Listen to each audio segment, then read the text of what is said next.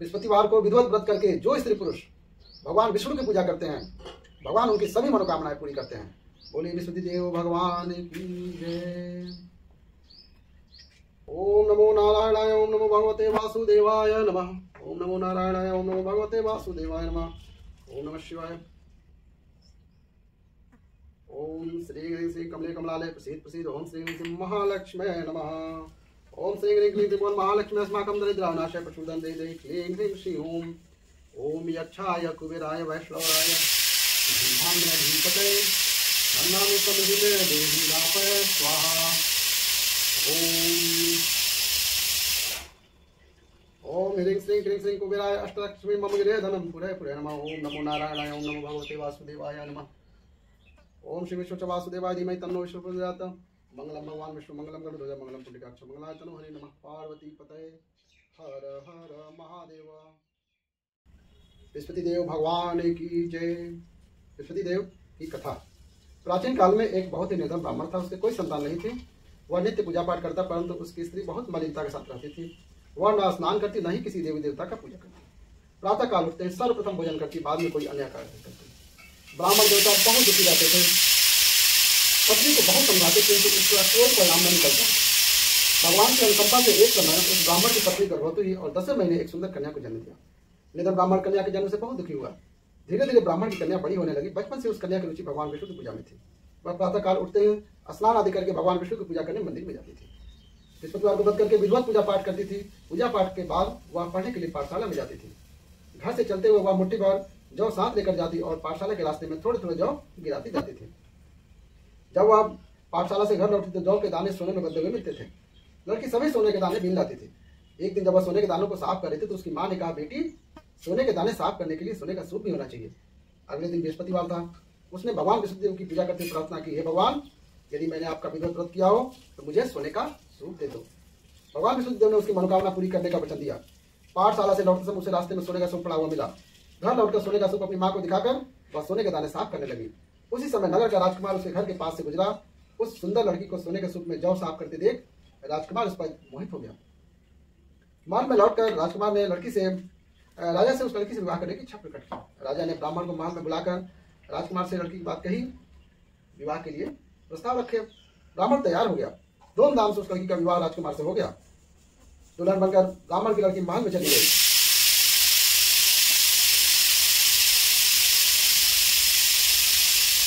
लड़की के चले जाने से ब्राह्मण फिर निधन हो गया।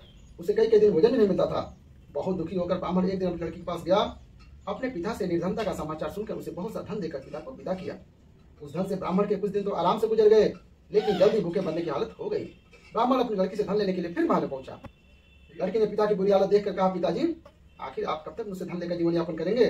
आप कोई ऐसा उपाय क्यों नहीं करते जिससे आपका घर धन संपत्ति से भर जाए? ब्राह्मण ने कहा, मैंने तेरी माँ को बहुत समझा लिया है, पर उसकी समझ में कुछ नहीं आता। उसका फूहापन नष्ट हो तो घर की निर्धनता भी दूर हो जाए। तब कुछ सोचकर लड़की ने पिता से कहा, पिताजी, आप कुछ दिनों के लिए माँ को मेरे पास छोड़ जाओ।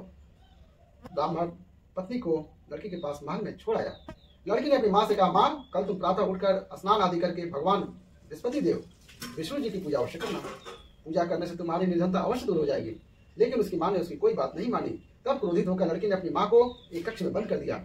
सूर्योदय के समय माँ को उठाकर जबरदस्ती उसे स्नान कराया और फिर मंदिर में ले जाकर भगवान बृहस्पति देव की पूजा कराई।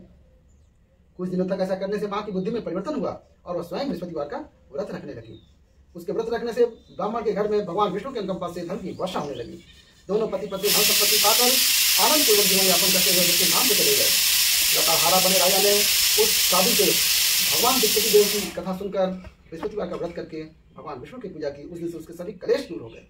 लेकिन अगले बृहस्पतिवार को कामकाज में अधिक व्यस्त रहने के कारण उसने भगवान बृहस्पति देव जी का व्रत नहीं किया। भगवान बृहस्पति देव लताहार से क्रोधित हो गए और उसे भूल की सजा दी। उस दिन नगर के राजा ने नगर में घोषणा करके सबको सूचित किया, प्रत्येक नागरिक मेरे महल में भोजन करने आए, जो नहीं आएगा उसे अपराधी मानकर दंड दिया जाएगा। लताहार बने राजा ने उस नगर के राजा की घोषणा तो सुनी, लेकिन जंगल से लकड़ी काट कर लाने और उसे बेचने में देर हो जाने के कारण वह समय पर महल में भोजन करने नहीं पहुंच सका। अतः राजा के सैनिक लताहार को पकड़कर महल में ले गए। राजा ने उसे महल के कक्ष में बैठा कर भोजन कराया। उस कक्ष में एक खूंटी पर रानी का सोने का हार लटका हुआ था। लताहार अकेला उस कक्ष में भोजन कर रहा था। तभी उसने एक आश्चर्यजनक घटना घटती देखी। देखते ही देखती वह खूंटी हार को निगल गई। थोड़ी देर के बाद राजा ने हार को गायब देखा तो लकड़हारे को कारावास में डलवा दिया। लकड़हारा अपने मन में अपने भाग्य को कोसने लगा। तभी उसे जंगल में मिले साधु का स्मरण हो आया। थोड़ी देर में भगवान बृहस्पति देव सन्यासी के रूप में उसके सामने प्रकट हुए और कहा, हे लकड़हारे, तूने भगवान बृहस्पति देव की पूजा नहीं की, इसी कारण तुम्हें कष्ट हुआ है। लेकिन अब चिंता मत करो, बृहस्पतिवार के दिन कारागार के दरवाजे पर तुम्हें कुछ पैसे पड़े हुए मिलेंगे। उन पैसों से भगवान बृहस्पति देव जी का व्रत करके उनकी पूजा करोगे तो तुम्हारे सब दुख नष्ट हो जाएंगे। बृहस्पतिवार के दिन दरवाजे पर पड़े मिले पैसों से चने और गुड़ बनाकर लकड़हारे ने बृहस्पतिवार की कथा कही। भगवान बृहस्पति देव ने प्रसन्न होकर उस नगर के राजा को स्वप्न में लकड़हारे को कारागार से मुक्त करने को कहा। सुबह राजा ने अपने कक्ष में आकर देखा कोठी पर रानी का हाथ टंगा हुआ था। राजा ने लकड़हारे को मुक्त कर दिया और उसे धन और आभूषण देकर विदा किया।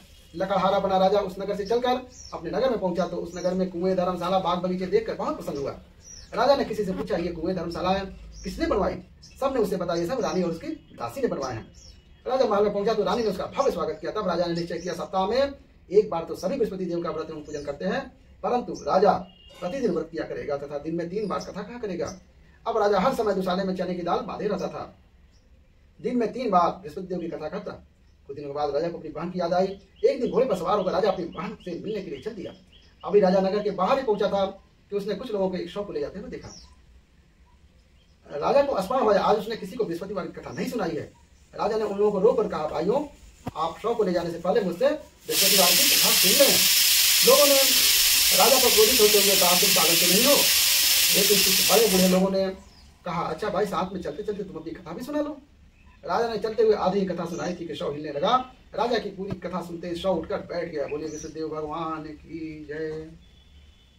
लोगों ने हैरानी से दांतों तले उंगली दबाई और अगले बृहस्पतिवार से भगवान बृहस्पति देव का व्रत करने तथा कथा सुनने का निश्चय कर लिया। अब घोड़े पर सवार होकर राजा चलते हुए एक किसान के पास पहुंचा। किसान अपने खेत में हटे ला रहा था। राजा ने कहा, अरे भाई, मुझसे बृहस्पतिवार की कथा सुन लो। किसान झुठलाकर बोला, अरे भाई, देख नहीं रहा, जितनी देर में तुम्हारी कथा सुना उतने पूरे खेत पाल चला लूंगा। राजा निराश होकर चलने लगा। तभी किसान के बैल लड़खड़ा के जमीन पर गिरे। किसान के पेट में जोर से दर्द होने लगा। उस किसान की पत्नी जब खाना लेकर आई तो उसने किसान से इस बारे में पूछा। किसान ने घुड़सवार की पूरी कहानी सुनाई। किसान की पत्नी दौड़ती हुई राजा के पास पहुंचकर हाथ जोड़कर बोली, भैया, मैं तुम्हारी कथा सुनने को तैयार हूँ। राजा उसके साथ खेत पर पहुंचकर बृहस्पतिवार की कथा सुनाई। तभी बैल उठकर खड़े हो गए। किसान के पेट का दर्द भी तुरंत ठीक हो गया। राजा अपनी बहन के घर पहुंचा तो उसकी बहुत आवभगत हुई।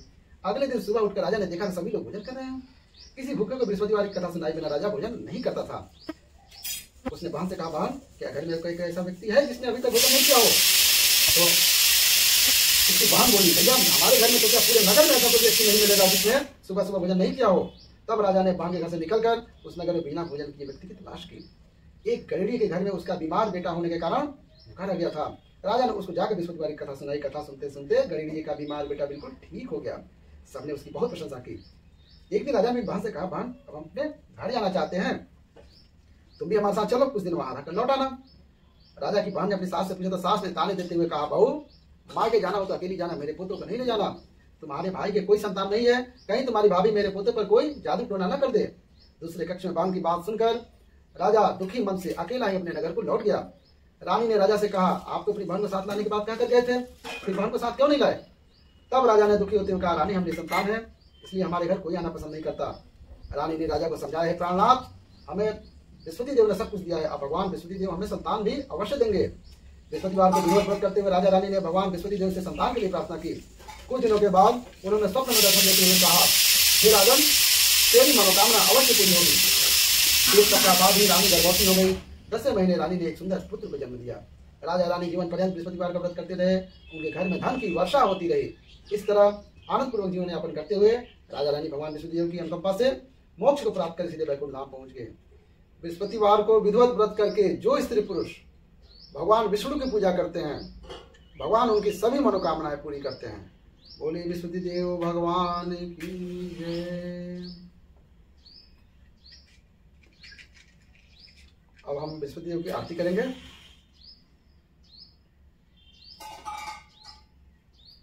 जय बृहस्पति देवा, ओम जय बृहस्पति देवा, छिन छिन भोग लगाऊं कदली फल मेवा। ओम जय बृहस्पति देवा, तुम पूर्ण परमात्मा तुम अंतर्यामी, जगत पिता जगदीश्वर तुम सबके स्वामी। ओम जय बृहस्पति देवा, चरणामित निज निर्मल सब पातक हरता, सकल मनोरथ दाय कृपा करो भरता। ओम जय बृहस्पति देवा। तन मन धन अर्पण कर जो जन शरण पड़े, प्रभु प्रकट तब होकर आकर द्वार खड़े। ओम जय बृहस्पति देवा। दीन दयाल दयाल भी भक्तन हितकारी, पाप दोष सब हरता भव बंधन हारी। ओम जय बृहस्पति देवा। सकल मनोरथ दायक सब संशय हारी, विषय विकार मिटाओ संतन सुखकारी। ओम जय बृहस्पति देवा। जो कोई आरती तेरी प्रेम सहित गावे, ज्येष्ठ आनंद आनंदन सो निश्चय पावे। ओम जय बृहस्पति देवा। बोले बृहस्पति देव भगवान की जय। नमः पार्वती पतये हर हर महादेव।